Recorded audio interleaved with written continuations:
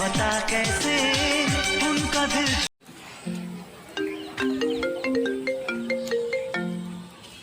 Beauty parlour মানে মহিলা garage.